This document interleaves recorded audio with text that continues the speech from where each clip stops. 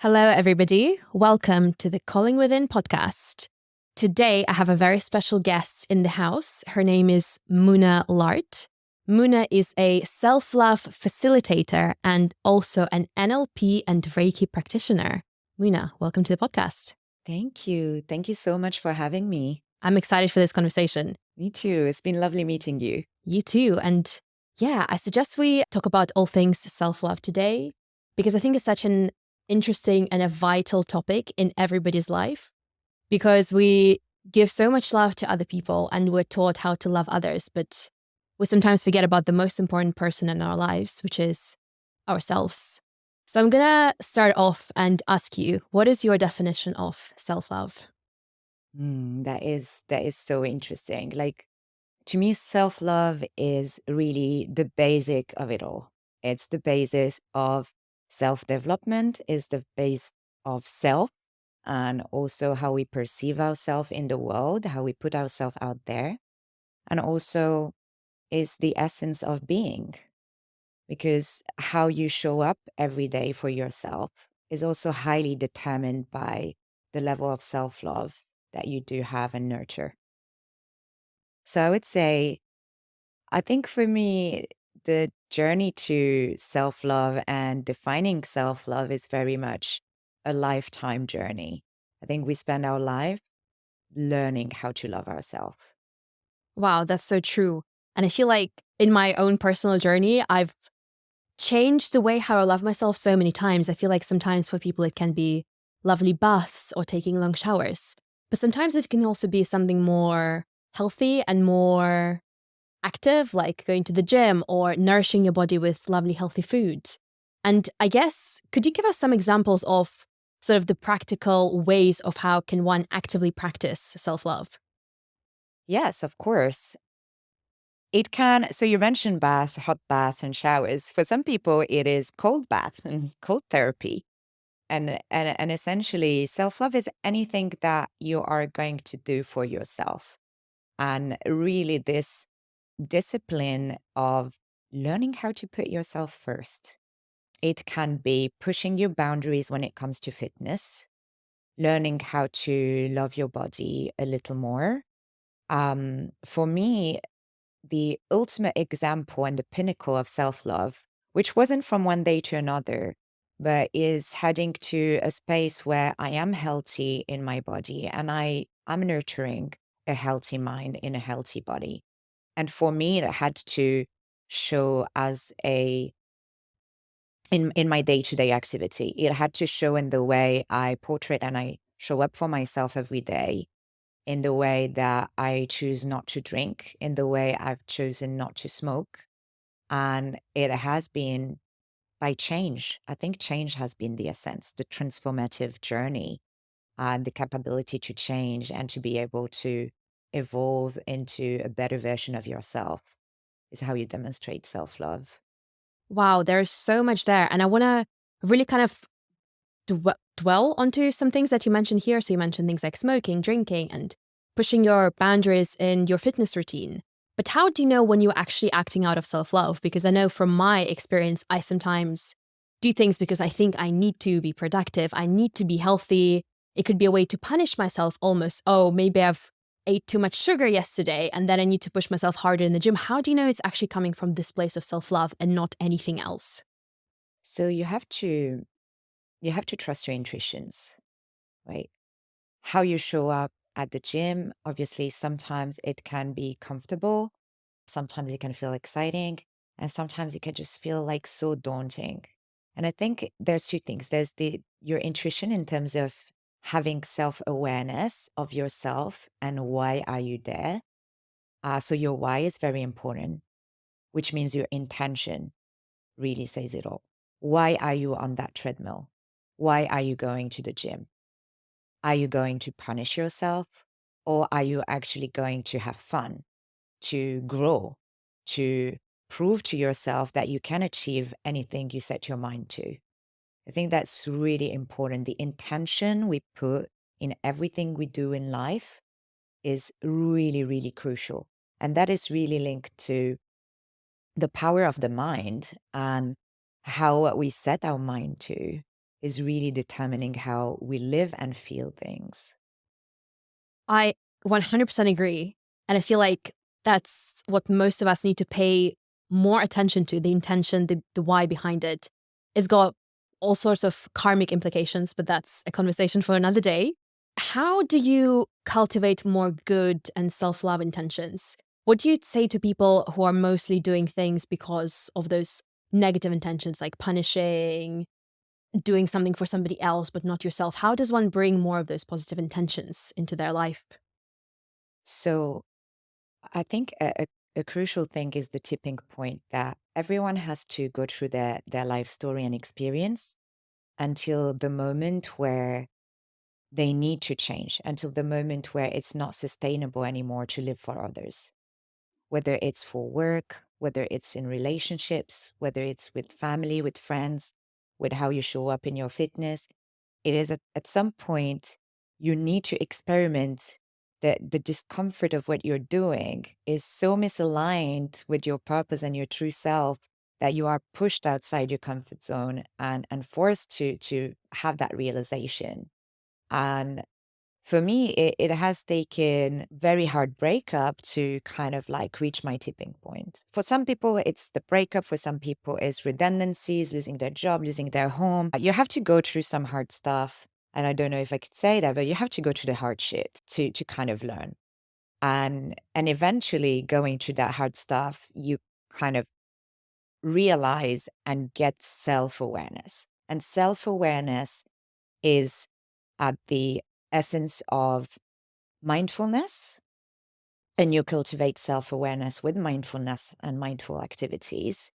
And then you get to reach that level of self love that you want to nurture. So, after reaching a tipping point, you do realize that it's not sustainable and that you're not living your life for yourself, or that you have given too much power to others about your life. If you invest all your body and your soul in a work that is giving you nothing, you're at some point going to reach a burnout and be like, hold on a second, stop. Why am I here? And you are going to go through that burnout and that depression to realize, well, actually, there was something wrong with the way I was behaving, with the way I was portraying myself, with the way I was showing up for myself. And when you reach that realization, this is where everything starts. So the first step is self awareness, pausing, having that breakdown, burn it all, and start afresh, being aware of yourself and what you're doing and why you're doing it. Sometimes it's really the hard shit. Yeah, I can totally relate to that, by the way. And definitely, I can point to the times in my journey when I've been feeling this way. And I know how hard it feels, and I'm sure you do as well. And I know listeners would want to know, how do we go through this challenging situation, depression, death of your ego, death of your old ideals, living for other people? How do you go through this challenging period with the least amount of suffering, if that is even possible? How do you minimize the suffering and this pain during this time? That's an interesting question. I think we quite a lot shy away from the pain, the hurt, and we are trying to find easy ways to like easy way out, easy ways to escape the pain. And I think the learning comes by sitting with your pain and acknowledging it for the first time. Because the reason why we got in this stage is quite often that we get sucked in life and we don't take the time to self reflect, to pause, to take that break that we so much need.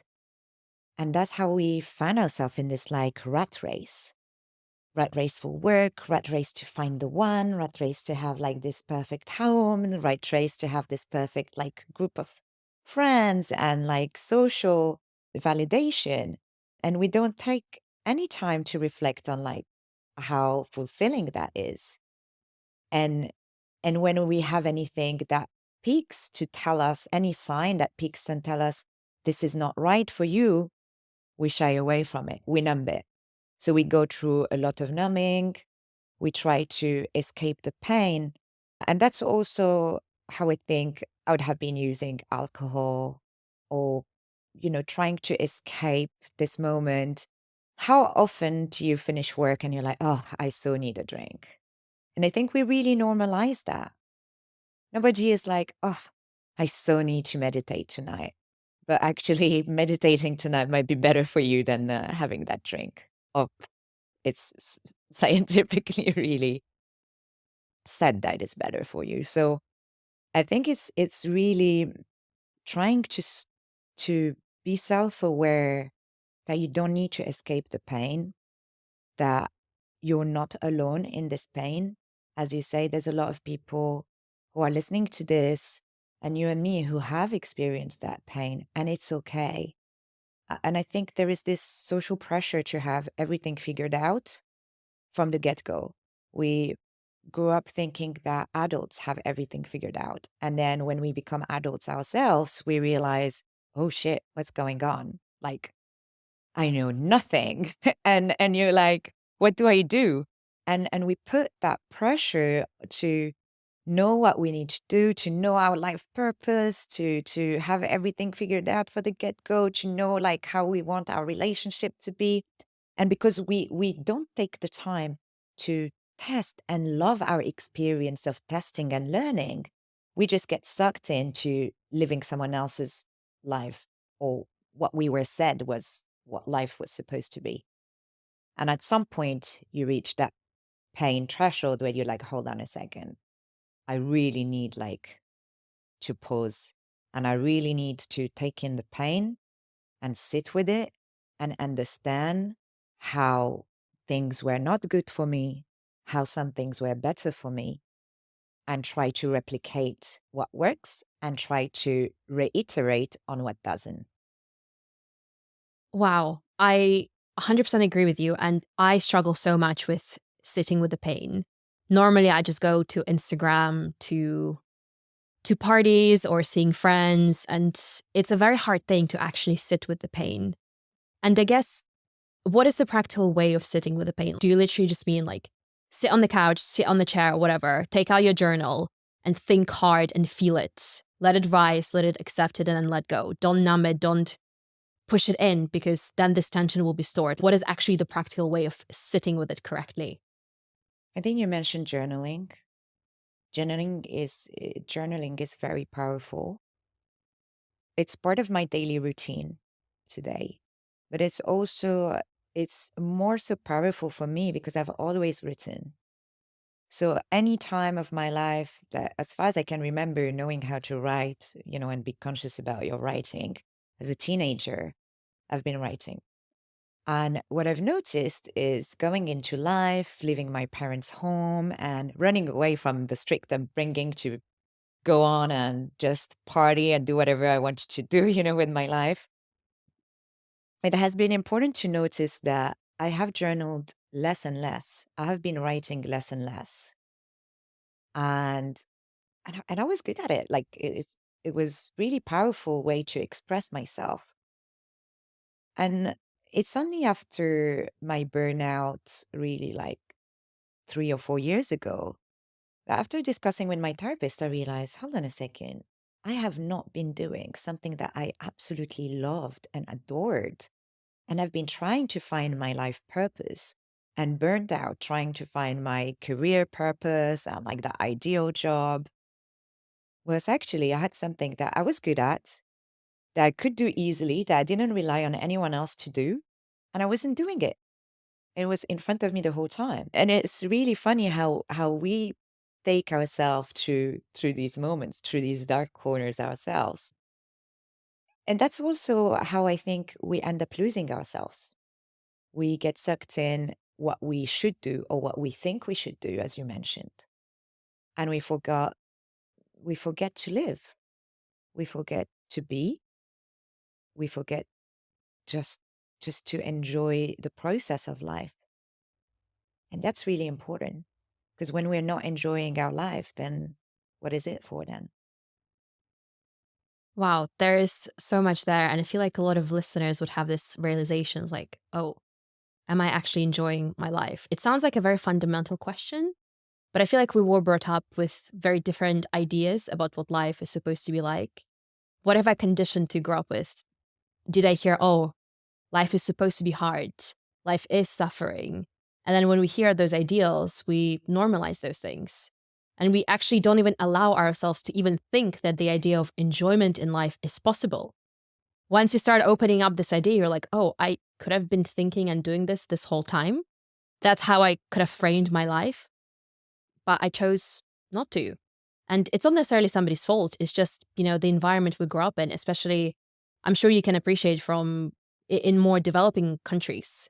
This is still the culture, right? That life is pain, you have to suffer, you have to work your way through it. Whereas like enjoyment, self-love, doing something for pleasure, they're almost frowned upon, which sucks. So I really hope this way of living will change for the better, just looking at all the negative outcomes on people's mental health. So yeah, I am positive and I am hopeful. But you also mentioned things like alcohol and different numbing mechanisms. And I know a lot of people will go to them. And I guess like once you're caught up in one of those numbing mechanisms, be that alcohol, smoking, social media, food, whatever it can be, how do you actually escape this root of addiction and numbness? That's a good question. For me, I would say my biggest addiction was relationships. I spent my entire life dreaming of the Prince Charming and that my life would be incomplete without that.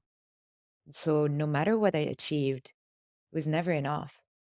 I've succeeded in my career. I would go and give like public speaking talks like I always wanted to do and go out there and inspire and represent the companies was working for.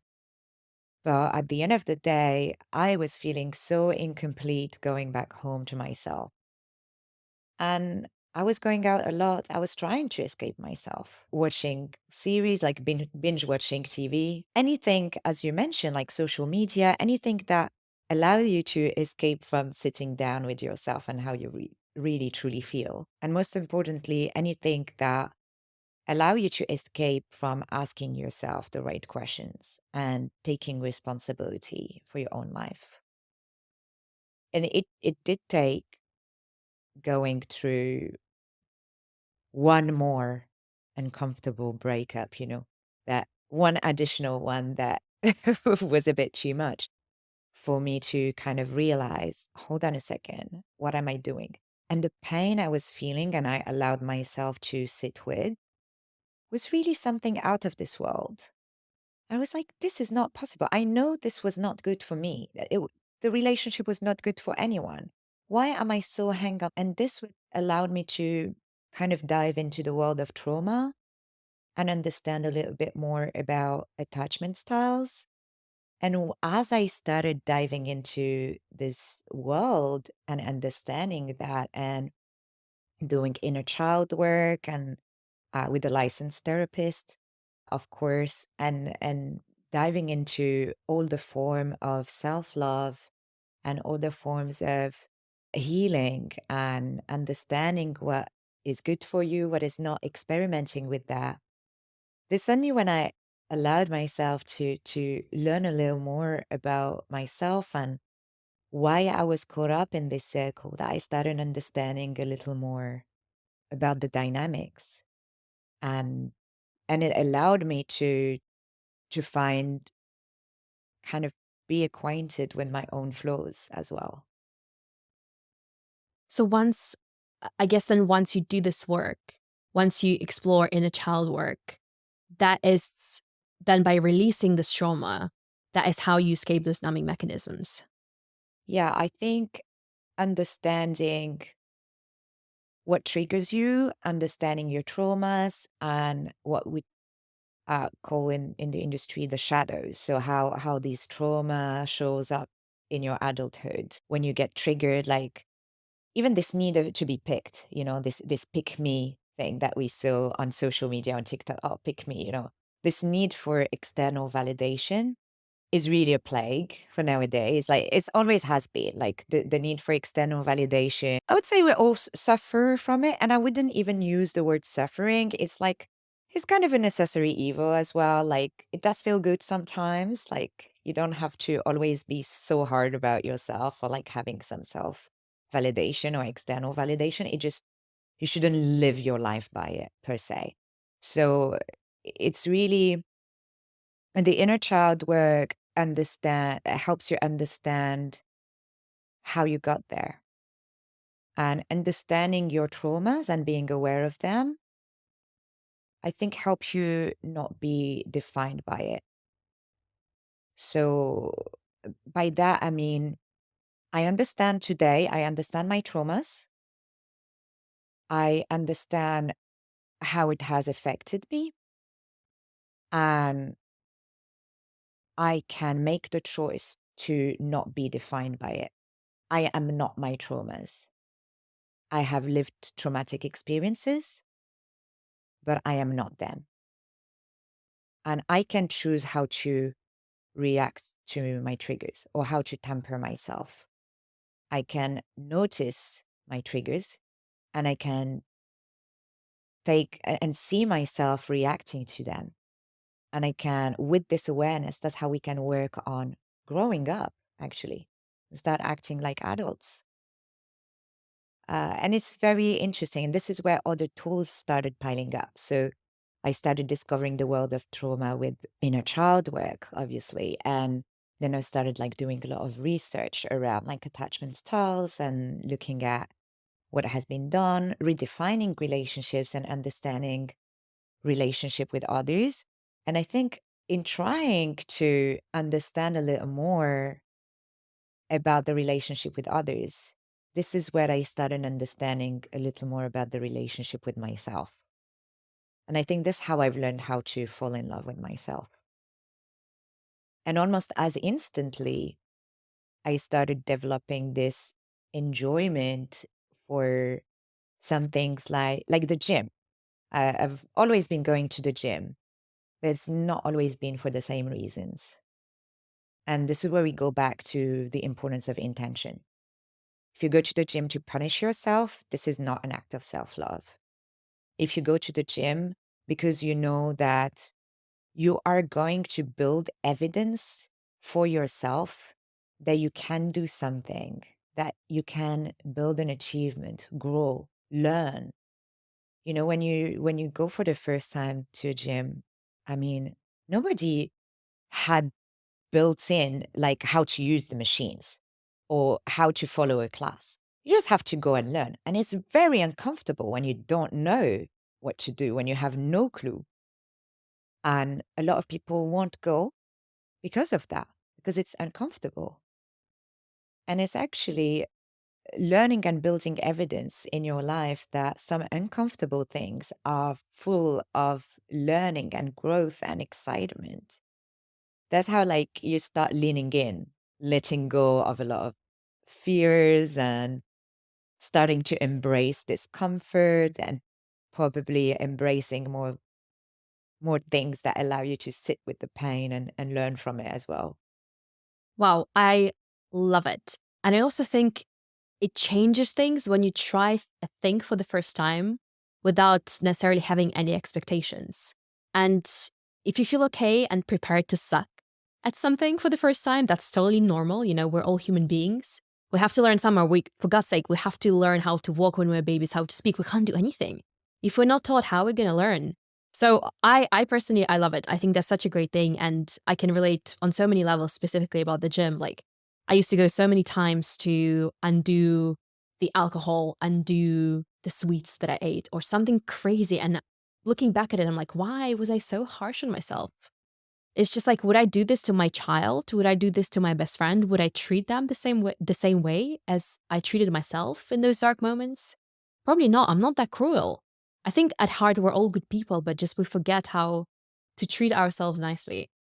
But yeah, that's why we have all those self-love practices, releasing traumas, inner child work, all of those wonderful things that actually help us to get to the core of who we are and to build this good relationship with ourselves that will lead us to actually feeling good by ourselves and not needing a partner necessarily, or being okay with not having a partner at times. And that actually brings me nicely onto the relationship piece that you mentioned earlier. Because I feel like that's not often talked about enough. This addiction and this need to be with somebody, especially for women, there's so much pressure because obviously we have this biological clock, quote unquote. I know you're also a Reiki practitioner, and I'd love for you to chat more about this particular discipline. What is Reiki and how does Reiki help a person? So, Reiki is an energy healing practice. So, you have many different energy healing practices, like acupuncture is also one of them. And Reiki is essentially creating that space for people to heal with the Reiki energy, which is the life force energy.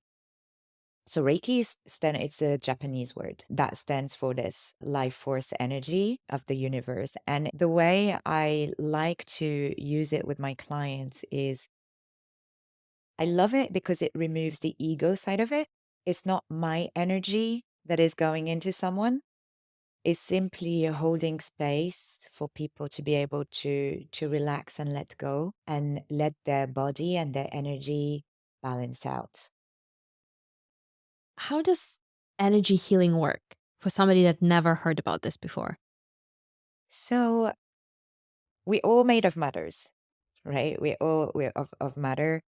And there's energy everywhere around the world. Like our body has energy, plants, animals. Even some people would argue that there is energy within furniture and different objects. But most importantly, if you look at the life force of just earth, nature, human bodies, there is this concept of universal consciousness and this concept that there is this global universal energy that is going around. And sometimes what we go through in life, traumas or not living a life of purpose, can trouble a little bit your energetic sphere.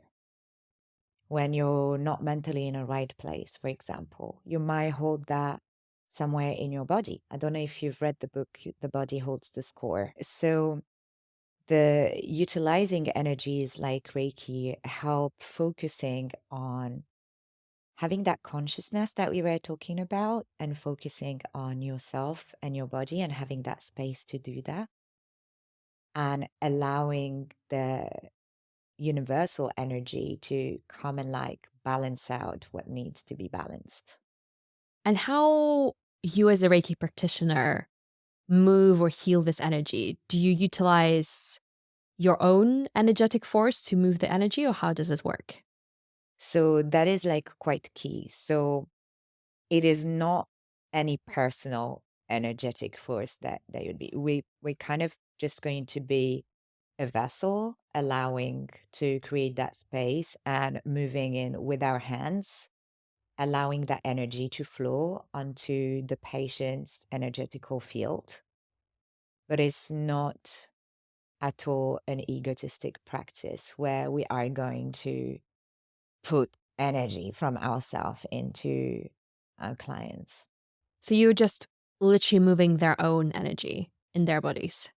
And it is going to be balancing their own energy by letting the universal life force do the work. The Reiki itself will be balancing their own energetic energical sp- And what does Reiki help heal? it's all about intention and what needs to be done. You can set an intention for yourself. Some people utilize it for trauma.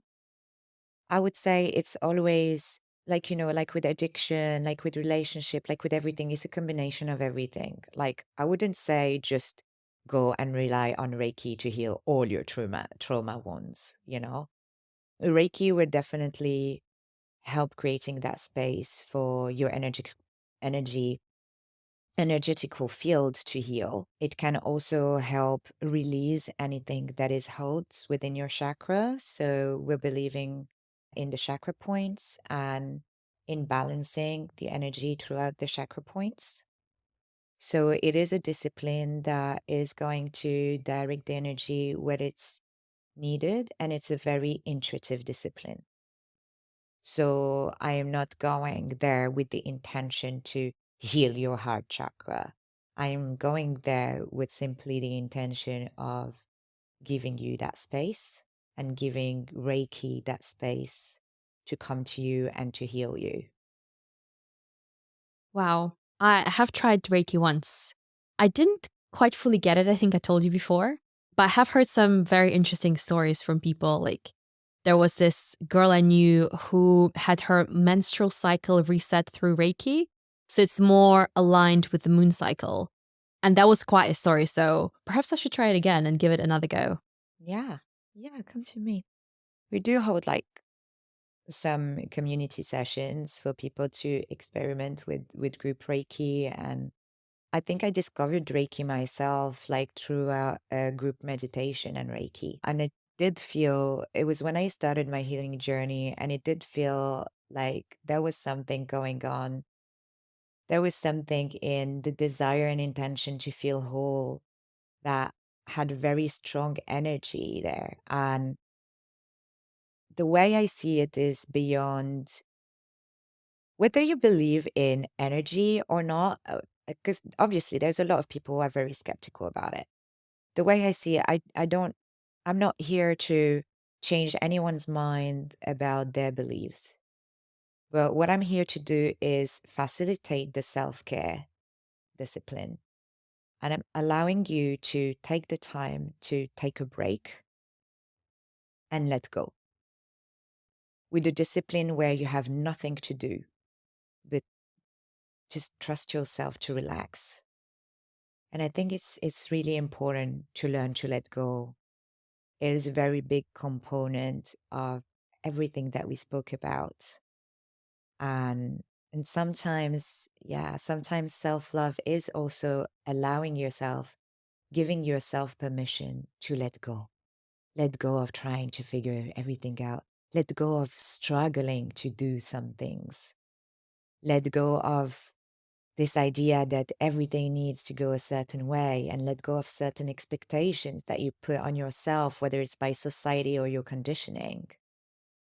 Let go of trying to force things and just be. Just be. Sit there, relax, and let it happen. Wow. So much wisdom there. Muna, it's been lovely to have you on. Where can people find you? You can find me on lovenocrumbs.com. Love No Crumbs is my Reiki practice as well as the brand. You can find me on social media. And it's also a movement, as I like to call it. It's the movement of stop loving crumbs of affection, stop loving crumbs of life, and all the breadcrumbs that you can have, whether it's from relationship, from work, from anything, even from yourself, because you deserve the full cake and the whole bakery. So Love No Crumbs is really the entire concept of living. And I think the concept of this journey to self-love, to to have it all. You can have it all, and you deserve it all.